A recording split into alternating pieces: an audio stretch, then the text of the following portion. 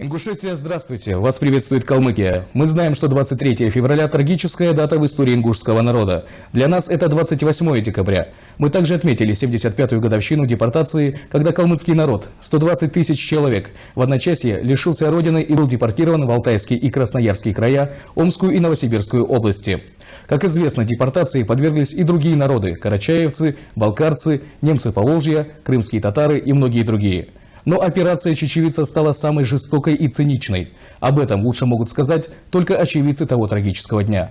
Мы нашли такого человека. Он единственный из оставшихся в живых представителей ингушского народа, проживающий на территории Калмыкии, кто помнит день 23 февраля 1944 года. Наталья Колдаева о преступлении века. 80-летнего Ису Гаракоева мы нашли в 300 километрах от Элисты, в селе Садовое.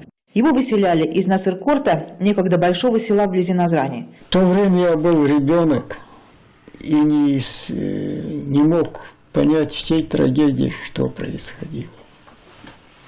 Но в последующем с возрастом становилось все ясно, насколько вот это вот выселение оставит тяжелый след и в моей жизни, и в жизни таких людей, как я. Нас оставили в Акмолинской области, в самом Акмолинске. И вот там я жил где-то около 1,5 лет. Хотя и была комендатура, но сперва меня разыскал мой двоюродный брат Султан Гаракоев. Ему удалось каким-то образом пробраться ко мне. Потом уже отец смог каким-то образом пробраться ко мне. И меня увезли в Кустанайскую область, Карабалыкский район, село Шульга называлось оно. Иса Джамалдинович, прошедший горнило репрессий, испытал всю горечь лишений. Он до сих пор помнит то чувство страха от непонимания происходящего. В прошлом следователь прокуратуры, получивший признание даже на российском уровне, как один из членов следственной бригады прокуратуры СССР, он расследовал в конце 70-х известное хлопковое дело в Узбекистане. Но в Калмыкию попал, когда не мог отказаться от предложения московских коллег поработать над делом о хищениях калмыцкой шерсти. Он и по сей день является следаком, правда, сменил профиль на адвокатуру. У меня жизнь сложилась здесь, в Калмыкии, нормально, и поэтому я не стал переходить опять, хоть мои родственники все, мои друзья, знакомые, главным образом родственники все живут в Ингушетии.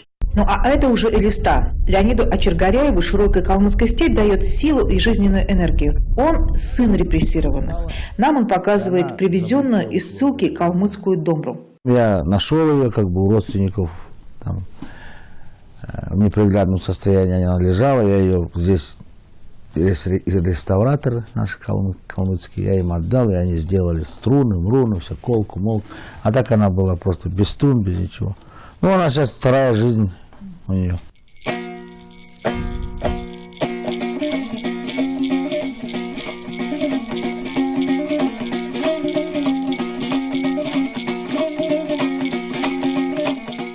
А еще он очень любит лошадей и верблюдов.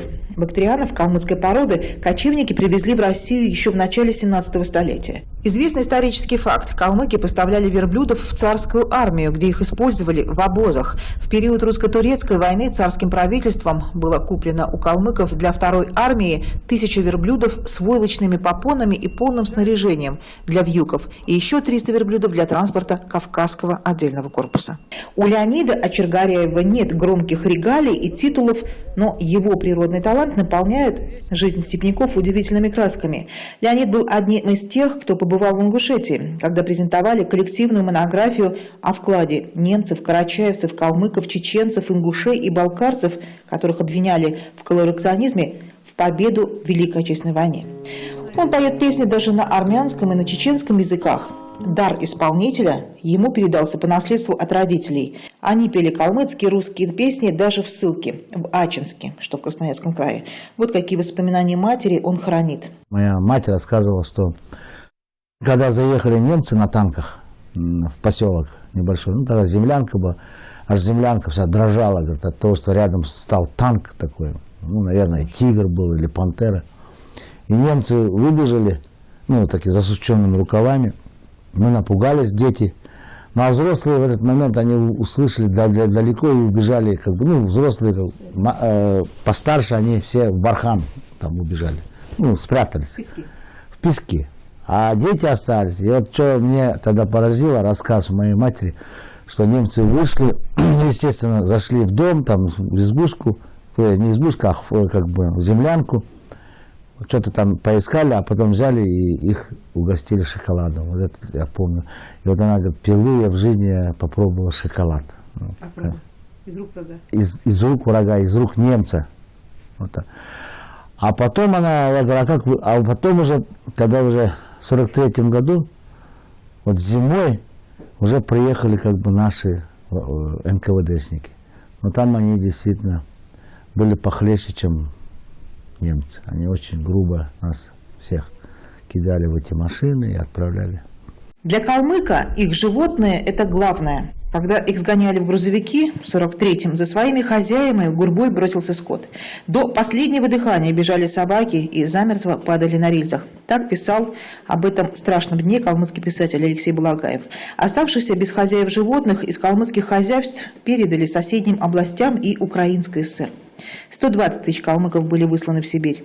67 тысяч погибли там же. Скульптор Эрнст Неизвестный свою работу в память о депортированных калмыках назвал «Исход и возвращение». Его вылили в бронзе в Нью-Йорке в 1996 году. И надо сказать, что это был первый памятник репрессированным в России. Степняки пришли в Прикаспийские степи через территории нескольких государств.